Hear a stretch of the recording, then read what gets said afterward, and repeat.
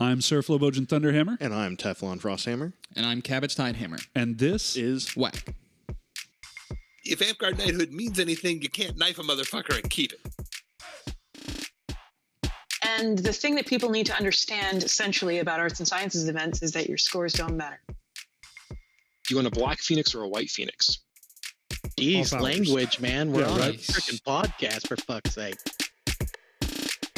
Mind-blowing experience, right? Hello, everyone, and welcome to WAK, where we discuss topics important to the Amtgard community at large and talk with interesting people from around the foam fighting world.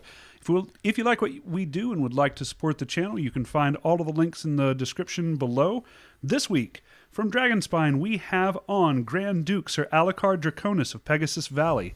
Alucard, thank you so much for joining us. Thanks for having me.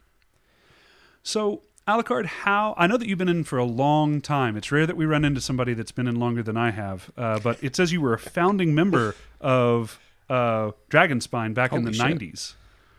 Yeah, I was about a week off from being one of the official founding members. That's good enough back in for us. 1990. Yeah. So, how did you get into Amtgard? So, I graduated high school in 1990.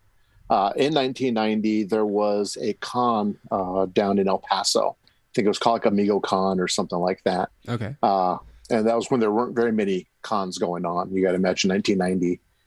And of course, Bernie Lands, I guess they had a booth there, and they were fighting and doing things like that. Aramithris and Bolt, and of course all the old time Bernie Landers. I didn't go. Dame Quicksilver, Sir Ironpaw, and Sir Ulrich, they had all gone, and they came back, and I went to high school with Quicksilver. And they're like, man, we came across this coolest thing this weekend.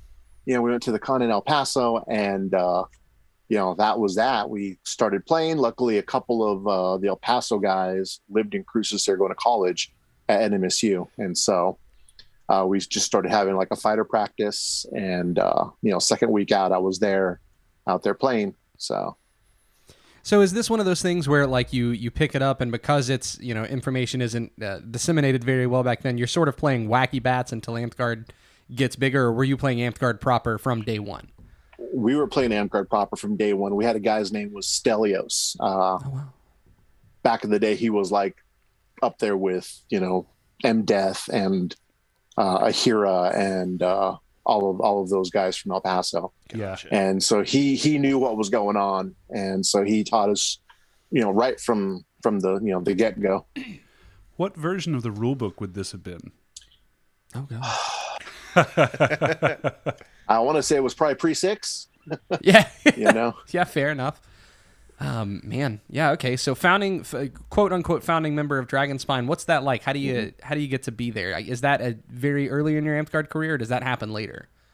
No, that was like I said, I was in high school, so I had no Amtgard experience at all whatsoever.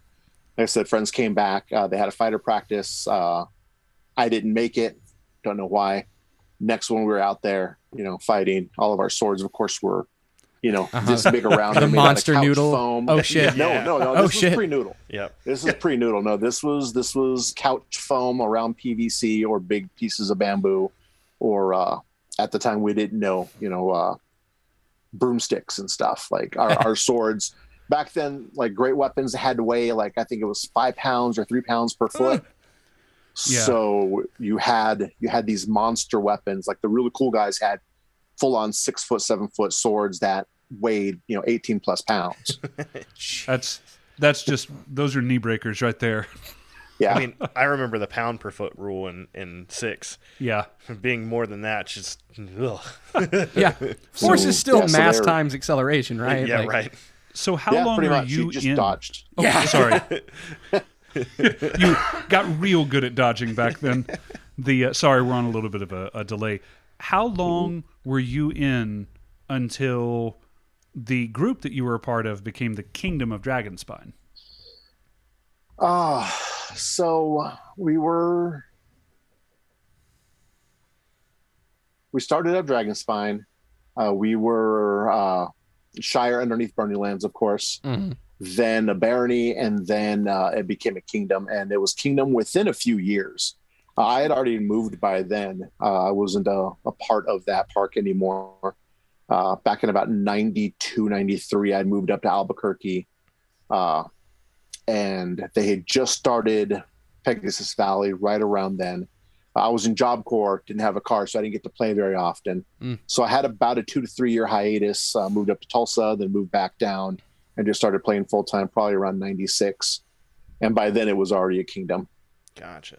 Okay, that's fantastic. So, I mean, I don't know that, like, it sounds like you transferred a little bit in there. Like, were there any kind of growing pains becoming a kingdom that you recall, or is it just like you left and you came back and you're Dragonspine and it's good? Pretty much just kind of how it was. I left, it came back, it was Dragonspine. It was good. That's the best way to do it. I left and came back and we were Winter's Edge, so like that worked out okay. Oh, okay. So you changed names and everything, yeah. Yeah, we were we were a principality under Neverwinter. I took a break, I came back, and we were a kingdom. It was great. It was awesome. Okay. Yeah, that was... when did you leave originally? Like 2009. 10? Yeah. 2010, something like that. Yeah. Alucard had only been in the game for 30 years then. Yeah, that's all. Just about. Yeah. Just about, yeah. So, when you were young in the game, what really kept you going? What did you find the most fun? What did you think was the reason to come out there and to get your friends out there? It was just a combination of the fighting, the camaraderie, of course, made good friends, still have quite a few friends still back then in the day. Events were great. Back then you had Clan and everyone was just looking forward to Clan. Right. I missed Clan 1990, which was, I guess, the first or second year of Clan 10 because Clan 10 was weird. But I was in 91, I went to that one. And that just blew my mind, when you had 300+ people per side. Yeah. Yeah. And in the battle games, not counting the, couple to 300 people on the sidelines. And it was just phenomenal, I'm looking over. Sorry, I was looking over your Amped wiki here. Oh yeah. It says that you were accepted into the Golden Lions at Rakus June 14th, 2008, which I think was the same one we were talking about earlier, where the very first time they held the Michael Hammer of God Cup. We were discussing this before we got on air. Yeah. So what are the Golden Lions? Golden Lions are, I think it's like the second oldest fighting company in Amtgard. You have the Corsairs, and I think you go back into probably 90 or 84, 85. Like a week or two later, the Golden Lions had formed. Oh, that's Okay. cool. And so we've got quite a few members. We've got a few here in PV, which is Pegasus Valley in Albuquerque, for those who don't know. A lot are in the Pacific Northwest, quite a few in Central Texas, and a couple running around still in Colorado, in Iron Mountains. That's really cool. You actually have a couple of different things on here about the Iron Mountains, or at least about Rakus specifically. It says you keep William caffeinated at Rakus. So, so William, for those of you who don't know, it is Uncle Willie, Dark Jester. Oh, sure. He was, if you ever knew Chiz, I actually got Chiz into Amtgard because I was in summer school. I needed summer credits to graduate high school. So I went through graduation, had to go back for summer school, took PE because I needed an elective. And I had taken some of my boffers to summer school. And Chiz was there, and he's a sword knight now living up in IM. And I got him, and I completely forgot. But every time we get drunk enough, he's like, this guy remembered me and brought me to Amtgard, and he's why I'm in Amtgard. And so him and Uncle Willie, Dark Jester, we call him Trap Jumper as well. Oh, no. He's just a caffeine addict. And so back in the day, whenever I'd go to Rakus, I'd take all my coffee stuff because that's what I did for a living at the time. I was as a barista. Oh, cool. And so I kept him caffeinated, and or I brought him Slow Down Brown, his favorite beer from up here in Albuquerque. so I'm sorry. The idea of somebody like pulling shots of espresso right off the ditch line is a lot to bear, and I kind it's of I didn't crazy do for that, it. but I did bring like quite a few other different coffee brewing methods. So do you have ties up to Iron Mountains? Is that why there's quite a bit of stuff on here about Rakus, or was it just an event that you liked and started going up to? It was an event that I liked. It wasn't too far away at the time. We're looking at maybe at the max 8 hours, drive from Albuquerque. Back when we also had Sword Night Boot Camp, first one. Yep. That was fantastic. All the Rakuses I've ever been to were great, whether they were, I can't remember, in Cripple Creek, I think was where it was. The Salt Flats, that just a lot of heat, but it was fine. They've always just put on a really decent event. Has always just gotten their shit together, and they knew what was going on. Good camp spaces, good feasts, good battle games. And that's what I was all about, were battle games. So. Oh, I remember I hate to keep going back to the 2008 one, but the Rogers Raiders did feast. They had their huge tent set up there, and they brought legit pull-behind grills. That they had huge chicken dinner, they had steak, all kinds of stuff. It was so good. The Raiders know how to put together a feast. They really do. Only unfortunate part about not living in Texas is, not being accessible to those all the time. Yeah. Agreed. But yeah, I always threw together really great stuff. Remember one time they even had a gauntlet tournament, and you had the captains on the sidelines acting like they had joysticks, and you had a Valkyrie, and you had a bow user, and you had your wizard, and then you had a fighter, and it was really neat because they did a full tournament out of it. And even to this day in PV, we'll pull together after we're done jugging or something, we'll pull together this, and it's almost like a pre Phoenix League. Yeah. Oh, wow. Okay. Yeah. Okay. That's really cool. So, I think that Jeff was about to jump on this, but I'm going to beat him to it here. You said you're a big battle game guy. What's your class? Because it's overpowered druid. Yeah. Because I go out with my crossbow, and I'm a candy bag druid. I just buff all my team, and I just go out and shoot the crap out of people with my crossbow. Yep. If it's not that, then I go out playing archer, and I just use my specialty arrows, and I just, once again, shoot the shit out of people. I've been doing that for a long time. I'm a big guy, 270, 280 pounds, depending on the week, 6 foot, double hip replacement on my left hip. Oh, shit. I can't be out there with the stick shocks, but people back in the day all the time would be like, "Hey, how do you kill Leaf?" And those of you who know Sir Leaf, rest in peace. I'm like from 20, 30, 40 feet away with a bow. Yeah, that's right. I don't have to kill Leroy. I just have to take away his single sword that he's fighting with. You say, block this, motherfucker. Yeah. And then Exactly. So that's my favorite. So before we get too far away from it, I actually want to, because this is a question I have for everyone. How do you get the name Alucard? I mean, it sounds like early enough that you could have just picked it and been the first Alucard, but is there something more to that? I'm pretty sure I was. Of course, big Dracula, vampire nerd. And so this is, I believe, even before Castlevania came out, I was just talking about that. So I'm not sure what year the first Castlevania came out, but yeah, just was trying to be clever and was like, well, Dracula backwards, that'll work. And so I've been using it since. That's awesome. Fair enough. Wasn't there a decree where there were like no vampires allowed anymore in one kingdom? Wasn't this a thing? The verdict of Enoch's or somebody's living room. I know this. I was gonna say, like, did this have any impact on you? Really familiar. Okay. No, of course not at all.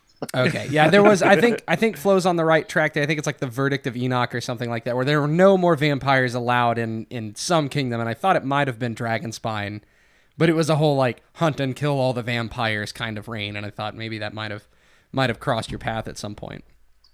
I might have. Yeah, we used to have some really awesome flurb stuff like that, because when I had moved up here to PV, there were a lot of people that were playing wares. So a lot of lycanthropes, your werebear, werecat, werecoyote, whatever. And then I came up and they're like, oh, he's a vampire. And so we had a lot of good flurb, role playing go along with that. That's awesome. I can't find it. Somebody that knows, comment down below what the verdict was, but I remember what you're talking about. It came out in the 90s because This is one of those things that Roger would know, and only Roger. Sir Roger would know. The 90s, for the 95% of the people playing that weren't born then, were when you had Anne Rice coming out with all of the Vampire Lestat books, and White Wolf was huge, the role-playing system for Vampire and Werewolf and all of that. So there was a lot of vampire personas coming in, and one of the kingdoms put a bounty out to try and get some diversification because everyone that was coming in wanted to play a vampire. This was also before sparkly vampires. We had no sparkly vampires back then. We still had sexy vampires then. Sparkly vampire. We had Lost Boy vampires. Yeah, we had Lost Boy. We had Kiefer Sutherland vampires. Oh, yeah. Fuck, I forgot Twilight existed until like just now. I was like, sparkly vampires. What the fuck? Oh, yeah, okay. It's like, I don't remember that Harry Potter crossover. All right, so walk us through. The problem with San Bernardino. Fucking vampires. Was Pegasus Valley a thing that already existed when you had moved up there? Like it was a existing park that you just sort of slotted into? Yeah, it was an existing park that I just slid on into. Yeah. So tell us a little bit about Pegasus Valley. The reason I ask is because Dragonspine still has like a Dragonspine proper park. God, that was a lot to say. And so most of the people we talk to are from Dragonspine proper, or, you know, that is their most fond memory. But like Pegasus Valley is one that doesn't get a lot of storytelling. So tell us a little bit about Pegasus Valley and how that differs from maybe, you know, DS proper. So PV has been around since, I want to say it's been around since about 93 or 94. Shit. And for probably, if you look it up the past, other than, of course, pre-COVID, at least the previous 3 to 4 years beforehand, it was the largest park in Amtgard. Mm-hmm. If you look up in the org, you'll see PV's numbers have been in the 40s, 50s, 60s, you know, bad weeks, you know, mid 30s. And it's just a really, really great park. It's a park that somehow, for the most part, has managed to avoid a lot of infighting. Oh, that's really cool. Not a lot of companies, you know. So like my wife, a few other people, you know, we're the lions there. We do have a few guys from the wheel. Mm-hmm. Occasionally we'll get Sir Anatole, or we'll get Sir Shion will come visit from Santa Fe. Oh. We have a couple other wheel guys that live there. We have the Valkyries, you know, pretty awesome female fighting company. Mm-hmm. We have them there. And then other than that, it's just a bunch of flurbs. And I say flurb in a very positive way. We actually have taken back the term flurb. We use it really strongly. You know, it's not a derogatory term in PV. One of the biggest flurbs I know is Anatole. You get Sir Anatole out there and you have him be like, dude, you just need to go and fuck around with people. And he'll go out there and he'll do it. And he'll have the biggest fun. That's awesome.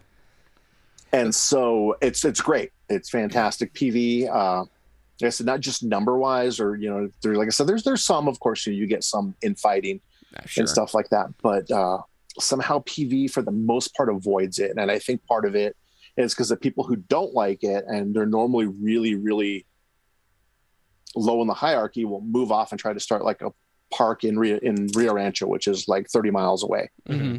And that'll last for a while, and there'll be bickering between those two parks, and then that one just kind of implodes, and then 5 or 6 years later it'll happen again. And so that's just one of the things. One of the things I really, really like about PV is we have the highest number of non-binary, transgender individuals in the game that I can think of. Wow. That's really cool. I can tell you we probably have on standard every weekend at least 5 to 8 That's really cool. full transgender individuals playing, not counting the non-binary. Mm-hmm. We decided, instead of doing a women's tournament, we decided to do a non-cis men's tournament. Sure. Mm-hmm. Yeah. And myself and one other guy were the only two that couldn't participate in that tournament. Oh, wow. Oh, wow. That's really cool. Because we have so many individuals in the park that are non-binary or whatever. And so it's a real welcoming park. Like, I'm happy that people from all the different parts of life can come and play there, whether you're full on nerd or whether you want to be a stick jock or, you know, whatever. Mm-hmm. They're safe. I've never been a huge fan, unfortunately, of Warlord Sports because of one of the founding members. Sure. I've got a Warlord Sports shirt on, but the reason I'm wearing it is because it's the social justice warlord. Sure. Right. And we pride ourselves on that in PV. So That's really cool. Yeah, it's really hard to create a space that's that welcoming when, like, that is the goal of Amped Guard, right? If you go on the Amped Guard website, that's what we say, you know, an open, inclusive environment for everyone to participate in. And it's great in theory, but it's hard in practice. So it's actually really cool to see a park doing that and you know, walking the talk, right? I mean, that's super cool. Pegasus Valley also runs some sort of like women's or non-men's like event kind of thing, like a training thing. Is that correct, or am I misremembering? that was something the Valkyries did for a couple of years until COVID hit. So they did it for 2 years, and they had like I'm not sure if it was a full just a women's tournament or not women's tournament, women's training. They called it, I think it was Lucha something. I've got the t-shirt, believe it or not, because I just wanted to participate and help them out. So, you know, put in a donation, got a t-shirt. But yeah, that was something that the Valkyries did. That was Kira. That was MacGyver. And a few others. And then a couple of other individuals. We have Xancha. And if she watches it, she's going to be mad at me because I can't remember her name off the top of my head. Lilith. Yeah. And so those are like 4 of the Valkyrie members. And they also run the non-men's tournament or the women's tournament at Clan as well. Okay. Gotcha. Yeah. Yeah, that's super awesome. Flo, you had a finger up a minute ago, and I wanted to make sure before I... Are you good? Nope, I'm good. Okay. I wanted to make sure like we didn't run you over. What's up? Yeah, so my finger was up just about, you had talked about the other park that would form 30 miles away or so, and then they would end up dissolving and things like that.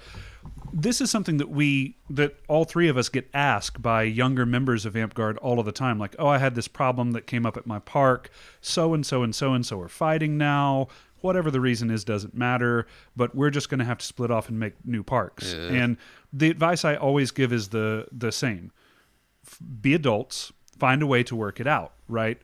AmpGuard does better when there's more AmpGuard there. Or there used to be someone down in Neverwinter, our parent kingdom, that would say, you have to have people to get people. Mm-hmm. It's a sad but true statement. And I love to hear that. I hate that another group would branch off and it would end up failing. I don't want to see anything fail like that.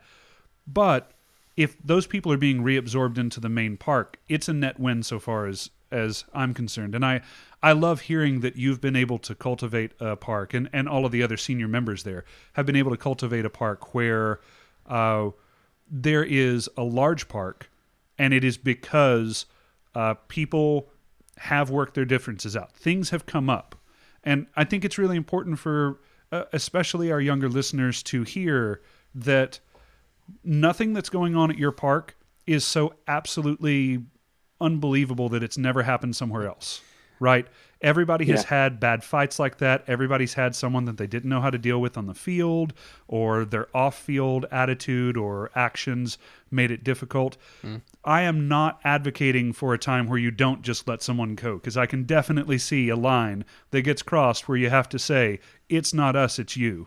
But in general, we should work to try and work this stuff out. That's what keeps parks big, and that's what gives you 30 people on a field having fun.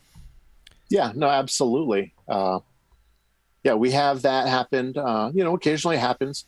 We all have to be adults, you know. Mm-hmm. A big thing is you have to have a strong monarchy for that, and fair monarchy. And so if you've got one guy out there being a D-bag, you've got to be able to, first of all, you've got to be able to trust your monarchy to be like, hey, so-and-so's out there sloughing shots and hitting too hard. Yep. And you tell it to your Reeve, and then your Reeve goes to your Guildmaster of Reeves. And then from there, if it has to go further, then you bring it to, the monarchy. And the monarchy has to be open-minded and be fair and be like, okay, we've had this, situation before. We need you to sit out. That doesn't work. Okay, you're going to sit out next week. And then you just slowly progress forward, but you have to be fair about it. Whether it and you're like, man, I'm sorry, Chuck, but, I saw you baseball swinging, you need to chill out. And that's one thing that just all parks need to realize, so that, You just got to be fair. It's just so refreshing to hear the like not instant, go to a ban or this, that, and the other. Like just a way to work things out, in a stair-step kind of thing. There are lines that are gonna be crossed potentially, right? But the initial step of like, hey man, let's chill out, and then recourse after that is so much nicer to hear about than like. Well, yeah, I mean, it has to be that way. A few years ago, probably it must have been maybe 8 years ago or so. I was in the field. We had this one kid. I'm going to call him a kid, even though he was taller than me. He was like 6'3". I'm 6 foot. 16-year-old, not quite all there mentally. He had some damage when he was a child. Mm-hmm. His dad was there. His dad didn't play. He artisaned. He's an SCA'er. I have a bow. I shoot. I miss. The kid rushes me, and he like practically knocks me over, hitting me, and I shoved him like, "What the fuck are you doing?" Yeah. I said, "You do that again, I'm gonna fucking bury you." And he walked off, and I stayed on the field for a bit. He went to our Monarch, and our Monarch came to me saying, "Hey, I heard you shoved, so and so, and you threatened him." I said, "Yep, I sure did." "Well, we'll just keep this between us." And I'm like, "No. You're the Monarch. I just broke at least 2 rules. You need to pull me from the field." Mm-hmm. No, that's okay. And I'm like, "Well, it's all right, because I already told his dad that I did it." I walked up and said, "Hey, I shoved your kid. What happened?" I told him. He's like, "Oh, that's okay." But still, you have to, first of all, if you're the person inflicting the damage, you have to stand up for what you did. Yep. But the monarchy needs to have a pair of balls and be like, "Okay, well, this is the only knight that we have on the field. We can't do that to him. Fuck that. No, you need to be able to pull whoever it is." So I pulled myself from the field for the rest of the day. I had a conversation with the other individuals. Unfortunately, the other Monarch was his wife, and so they just kind of like washed their hands of it. So we're not going to talk about it. No, you need to not do that. Right. Yeah. I mean, you said this and so did Jeff, but going and talking to the person, and I want to put substance to what you mean, or what I think that you meant when you said you need to have a strong monarchy. So you need to have a monarchy that is willing to go and have that conversation. That's not going to be a fun conversation. We play this game to have fun. A lot of times our volunteers aren't necessarily trained in leadership or anything like that, right? No one at this table or Alucard is saying that that's going to be a super fun conversation to have. But if you've decided to run for monarchy, you need to be able to go to people and say, "Hey, there was this thing that happened on field, step over here. We need to talk about it." Or, "Hey, we've had some complaints about, some shots not being called." The point of all of this is that you have the conversation, because I've seen so many times where young parks will just brew this animosity and this hatred and all of this stuff, but they haven't actually talked to the person at all. I'm not saying that the person isn't aware that they lost their temper. I'm not saying that the person isn't aware if they blew a shot or something like that. But if you're not sitting down and talking to them, there is no repercussion. There's no social repercussion for this behavior, right? It's going to continue 100%. Yeah, you got to put the Monarch hat on, which is just a crown, and actually do the fucking job. Yep. That's really what I'm getting at, is go and talk to them and go in with the idea that perhaps this was a misunderstanding. Perhaps they didn't realize they got hit, right? You don't know yet. And if it turns out that that's not the case, well, okay, you can deal with that, but you're going in level-headed and just talking to them. "Hey, this thing happened. Hey, we need to talk about this." And go from there. This is how you weed out the bad eggs, the ones that are just not going to call their shots or just be violent or something, as opposed to a situation where you have someone like Alucard or like me. I've been in a situation very similar to what Alucard described, where I lost my temper on the field and I had to remove myself from the field. We actually had Monarchy that also removed me. They were very good about coming over and talking to me at the time, but we've all lost our temper, right? The point, though, is that someone came over and talked to me and said, "Hey, brother, this behavior is not going to be acceptable." Yeah, exactly. So we're kind of on the topic now of monarchy, and I know that you have your Knight of the Crown. You have your crown belt from Dragonspine. Talk to us a little bit about what sort of got you started on that path, and sort of maybe the trials and tribulations you went through on the way to getting that belt. Tell us how that worked out for you. Sure. So, as I said, I'd played for quite a while, you know, in Dragonspine, in DS proper, what we called it. And DS proper up until just a few years ago was, other than Burning Lands, the last park that I'm aware of, a kingdom that was a static kingdom. We just managed to finally fully come out of that within the past year or two. And it was like about a 4-year process of doing it. And so if you wanted to hold office, you lived in DS. And so for those who lived there, that was awesome. I lived there. I played. I let other people take care of everything. I let other people run the battle games, let other people run the feasts, let other people be a monarch.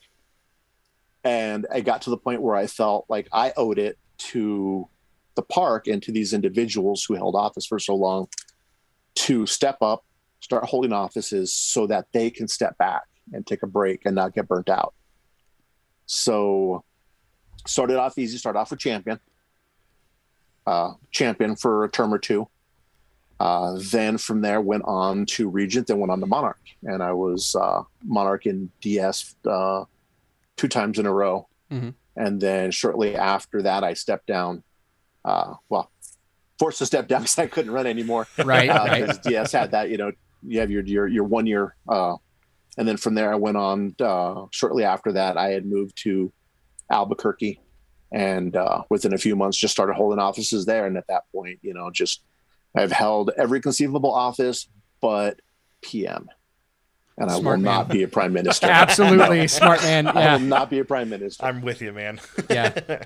It feels sometimes like leadership is a fire, and that you got to every now and then toss a fresh log onto it, because the people doing it do get burnt out pretty quickly. That's sort of the reason that I ran.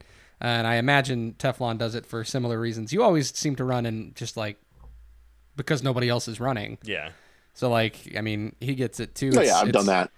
You know, just like, hey, somebody's got to do this fucking job. So, I guess I'll do it. Sure, you know. Hey, there's nothing wrong with prime minister. Just tossing that out there. Anyway, I don't have that mentality. My wife, Dame Leela, yeah, great PM. That's the way she thinks. You know, she was prime minister, and there's no limit on prime minister offices to be held. So you can be Really? PM for 10 years if people keep voting for you. You know, and Why she would you did do it that for to a yourself? good. I want to say for at least like year to 2 years straight. Yeah, no, that's not the way my brain works. Much respect. Yeah. But no. That's really interesting that you guys don't have a term limit for PMs. So is it just Monarch and Regent that have limits? Monarch Regent, I believe so, yeah. Because I think even Champion, as long as you keep running, you can, you know, that's really cool. do it if you keep beating people in the tournament. So. Oh, are you guys Interesting. still on the tournament? Oh yeah, I'm format? not sure. Yeah, how you guys do it? Yeah, so We're voted Monarchy now. for us. For us, Monarchy is the Regent has to enter. I want to say enter in qual in like 7 items.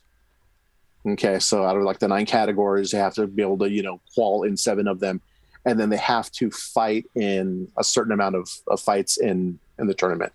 Yeah, Monarch is, I want to say it's 5. They have to enter in 5 of the crown qual and qualify in them. And then in the tournament, they have to fight in a few more than the Regent does. And then Champion has to qual in 3 arts and sciences, and then they have to fight in all the fighting tournaments. Gotcha. They don't have to win necessarily, but they have to fight.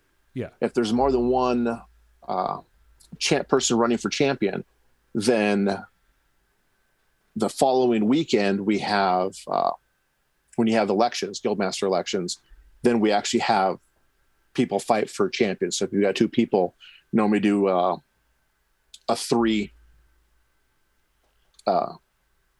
item fight. So single short, sword and board, and open or whatever. Yeah. And so whoever wins from that. And then we do a fun thing in PV where if the person running for champion is running unopposed, then they have to fight every single person who's been champion in a tournament. It's kind of like a bear pit, but they stay in the middle. Nice. It's just kind of like a beatdown. Yeah, that's actually kind of cool. Remember where you came from. It's so actually here in Winter's Edge, we recently got rid of crown qualifications. Like, we ultimately decided like your ANS ability shouldn't necessarily dictate your ability to lead, and so we actually as a kingdom voted to get rid of that. But before that, we actually did have champion as a fought position, and it got brought up that it was potentially an ADA issue. Because it was one of the only roles where you had to go fight to serve the position. Yeah, that was kind of a dumb thing in our Corpora that we got looked over. Specifically with ours, the reason that we had kind of highlighted it as a possible ADA issue is because we did not have any qualification that people could appoint a champion to fight in their stead. For champion specifically. Yeah, for champion specifically. So, yeah. Oh, okay. Yeah, sure. Yeah. So, like all of the other positions, a monarch could appoint a champion, a champion to fight for them. I don't want to. We're using the word champion too much, but you get where I'm going. A proxy. A proxy. We do that, but we would only do that if the person couldn't fight. So, like, let's say the person running for monarchy had just sprained his leg, or there was some physical reason why they couldn't fight. Yeah. A lot of times we'd have, a lot of times, and it's very sexist for me to say and ageist for me to say, but we'd have a lot of like older women running for regent. Mm-hmm. And so they would just step onto the tournament. They'd call lay on and they just put the sword over their head and they step off. So they at least symbolically went through the motions. Yeah. I mean, but it's like, okay, I did your stupid puzzle. Can I go do the job I want to do now? So that does make sense about, because of it being an AD, A issue, because that makes a lot of sense. Yeah. It had never been something like, to be fair, it's never something that like we had an issue with as a kingdom. It's just how it was defined in our rule book was technically an issue. But we've let people fight in place of others before. It was just never something that you were officially allowed to do. So we just took it out. We said, hey, no more quals. This is like, we don't want to do this anymore. So like we still have we still have the ANS tournaments and the fighting tournaments and everything else, but they're not required to serve and lead in anything like that. So yeah. Okay. What we do now when someone I still had to do them though. What we do now when mad someone's about running it. for office is they have to submit an outline of their plan, like what they're going to be doing while they're in office. And I think that we've tried to have a debate every time. I don't know if we had one this most recent time. Oz and I couldn't get a time together, but we tried. We did, we tried, and we did separate ask me anything kind of deals, basically. Yeah. And we thought that it would cause a big problem not doing quals with just one of the complaints was, oh, you'll just have 500 people run for monarch. Okay. Nope. Turns out that we didn't. Like, we don't have any more people running for office than we had before. I think we picked up a little bit, but not like enough to make a... Yeah, used to every position ran uncontested, and now there are at least a few that are contested, which is, like, again, if 500 people wanted to be monarch, that would be the best problem to have. Because, currently, and this is actually a question I wanted to put to you as well, because, different kingdoms, different perspectives.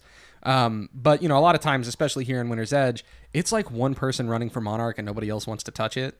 And there's I don't want to say it's an issue because we've always had someone step up, but there's always this thing where like nobody really volunteers for these positions. And we're seeing more people do it now, which is a great thing. But is that a thing in Dragonspine, or do you have people constantly contesting these positions? Most of the time, the positions go, uncontested. Okay. When they are contested, it's usually two big factions going against each other.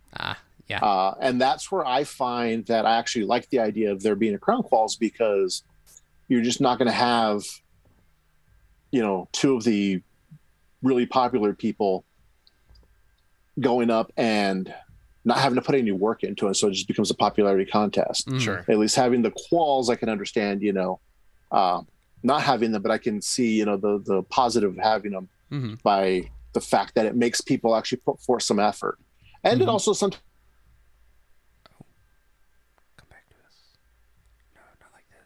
and then you find out that they scored 2s on everything because they decided the night before to make all their quals. Right. Seen that Do they before. deserve to be monarch? It's tough. It's a tough idea. But yeah, no, it happens all the time. I actually am running for regent this upcoming reign here in PV once we start playing Alucard again, because we've been on a hold for about the past 6 months. Gotcha. And we're going to talk about how we're going to work with that. But we just talked about, like, well, should we waive quals? And so we actually had all the voting members vote, and we're going to waive quals. And so this will be the first time in PV's 25 plus years that we've not had a crown quals. Mm-hmm.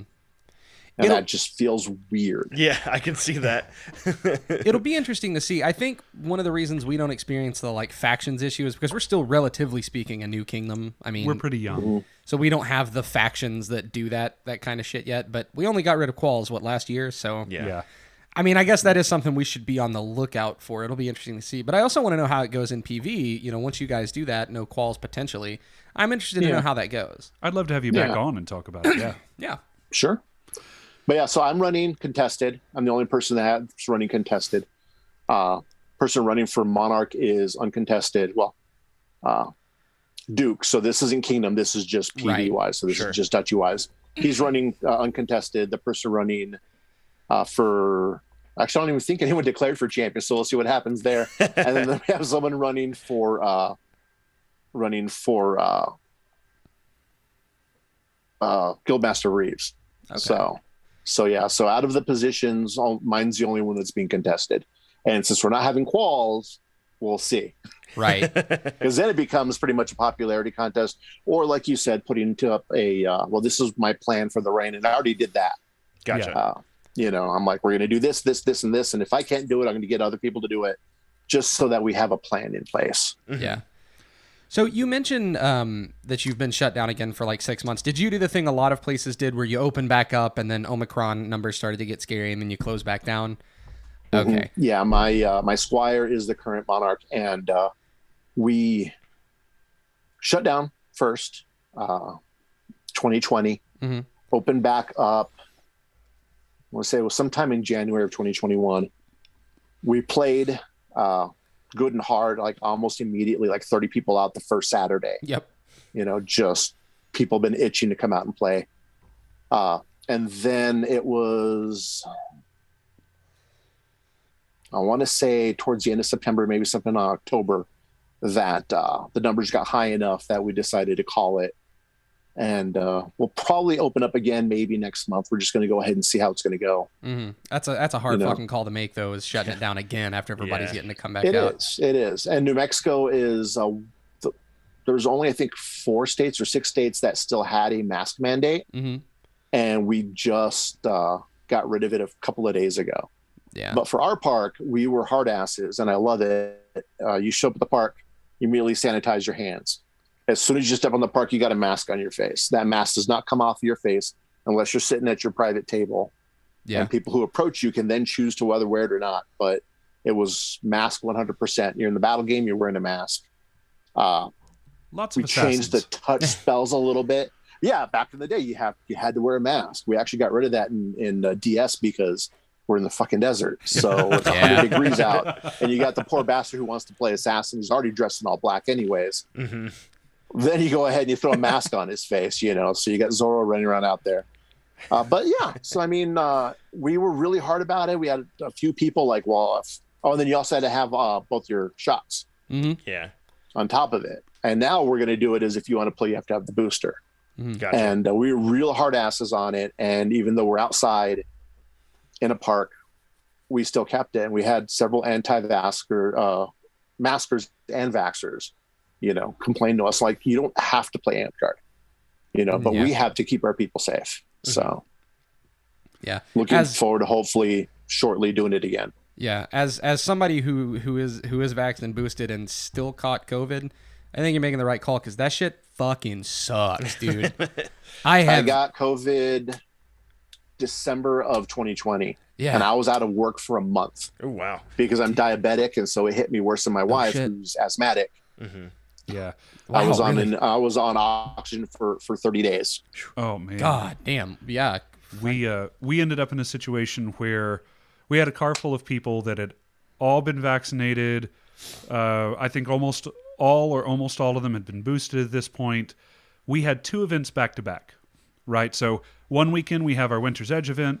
The next weekend we have a buddy that's getting their first belt down in Neverwinter. So we go down to see the knighting of Sir Goose. And really, you brought really cool Florida back with you. Everyone in the car. Everyone in the car got COVID. It sucks. I mean, fortunately, at least for me, and I think kind of you too, I was only down for like 2 days, but they were a shit 2 days. Like, vaccine worked because I was back up in 2 days, but fuck me, that was awful. Yeah. So, I want to ask you, because we're starting to get a little later. We're not quite to the end yet. Yeah, we are. But for Dragonspine, right? Now, we've talked to a couple of different people from your kingdom over the course of our podcast. We've had Kodiak, we had Randall. Anatole. On Anatole doesn't count, I guess. Yeah, we've had Anatole still But counts. I don't think he's Dragonspine, though, is he? Yeah, he's Dragonspine. We had Anatole then, yeah. Isaac, we still believe that you're Dragonspine. Just forgot. And Xander. And Xander, yeah, we had Xander Dom. We interviewed him recently.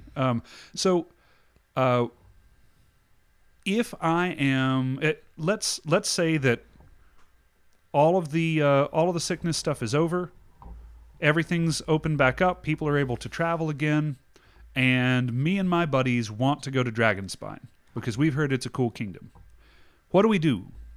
What do we do in Dragonspine? What draws us to the kingdom? Where do we go? When do we go? Why?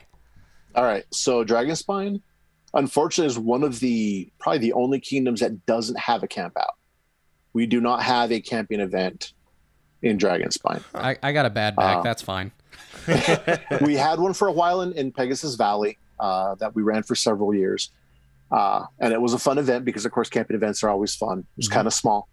But if you're going to come for Dragonspine, any event that's within the Dragonspine Kingdom, which is just New Mexico and part of Arizona at this time, you want to come the weekend after Halloween. Maze. It is when we have what is called Maze.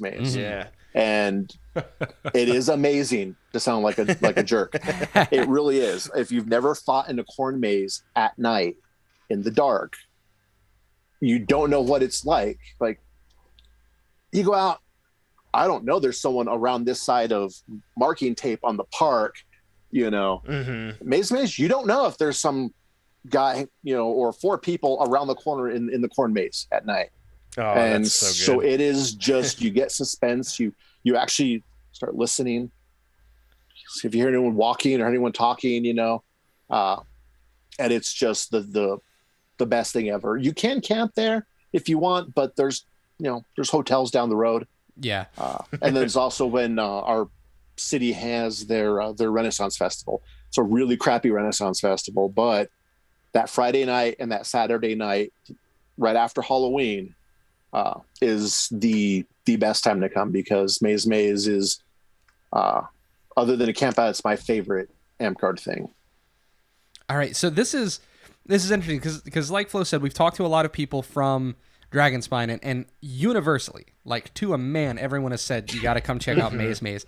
And so, like, the first time you hear it, you're like, okay, cool event, fine. Second time you hear it, you're like, okay, people like Maze. But this is now like the 4th or 5th time we've heard you've got to come try out Maze. So, I mean, I guess at this point it is official. Like, this is the premier event to go to. It sounds really, really cool. When we talked to Xander, he mentioned like castle battles and things like that as well. Are these like the same event, or is this a different thing?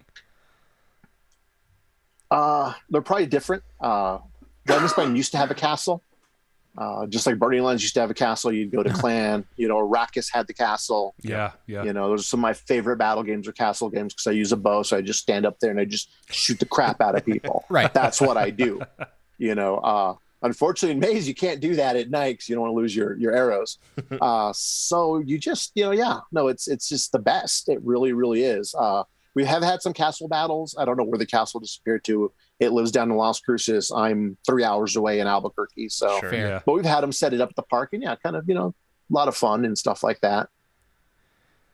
That's fantastic. I mean, at this point, like, it seems like Maze is the way to go. Yeah, absolutely. So just kind of on a similar topic, does Pegasus Valley host an event as well that is like of a similar caliber, or an event that would be cool to check out there as well, or is it just go to Maze if you got to do one thing?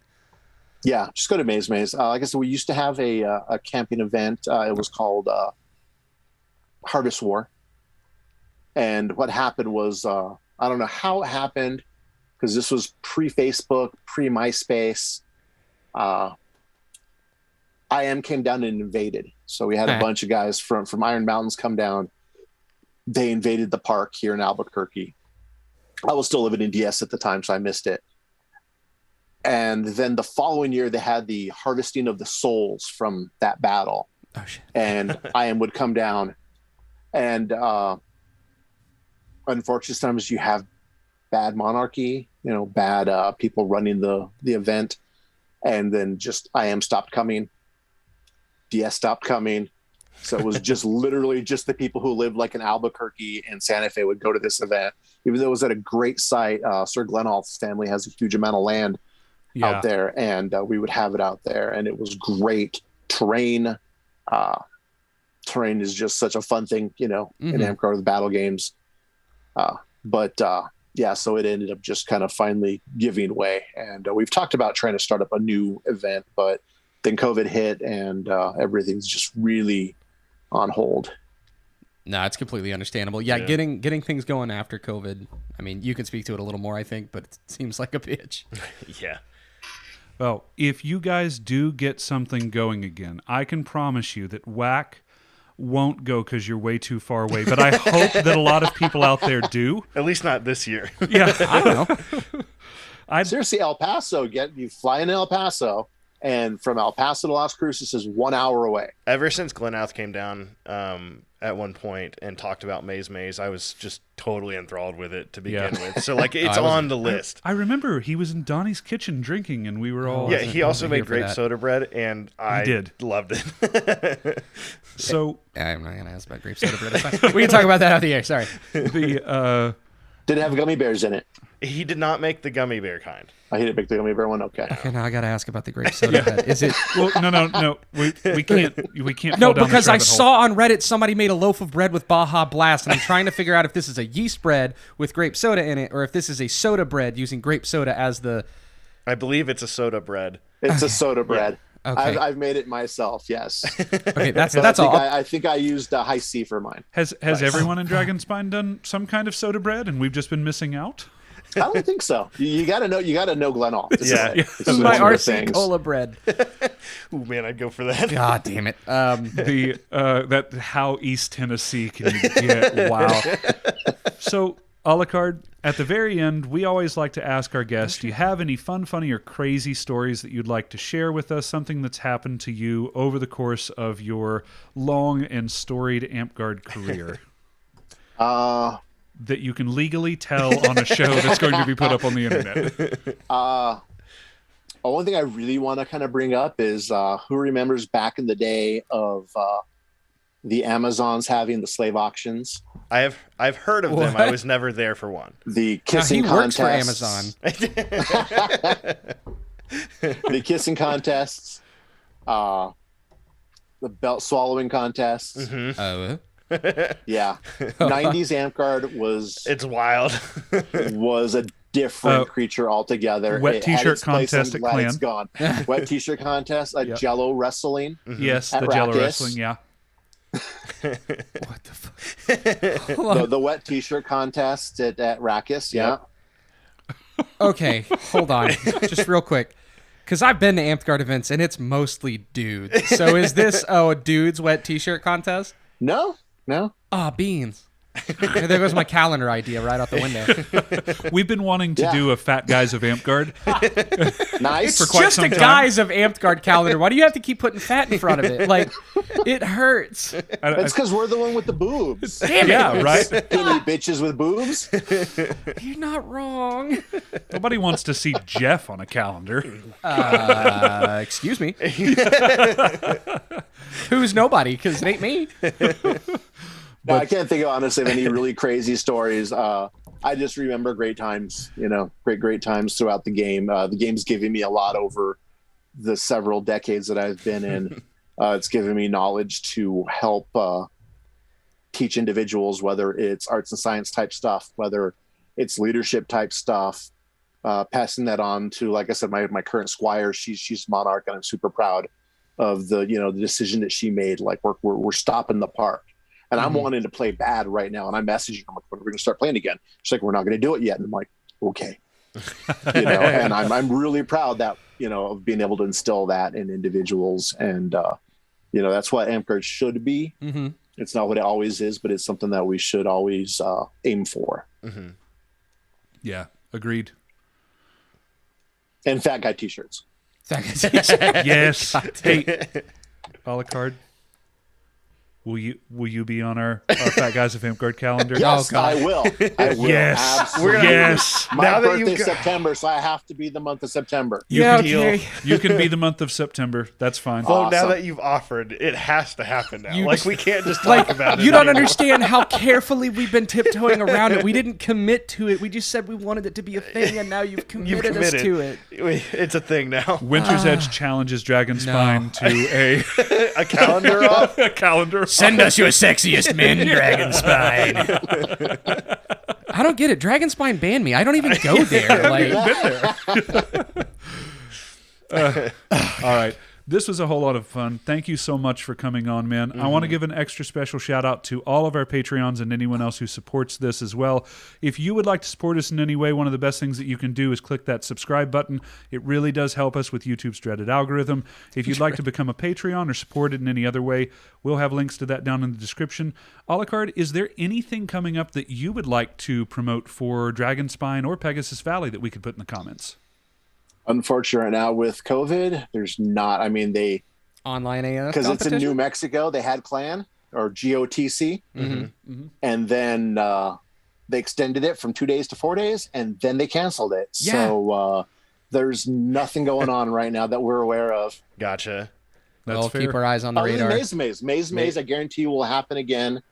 Like I said, it's usually the first weekend of November. Gotcha. Right after So Halloween. keep that on your radar. And that might be right before peak. I might be able to swing that. Yeah. Honestly, I got some vacation days. I bet to Randall will burn. put you up at his house.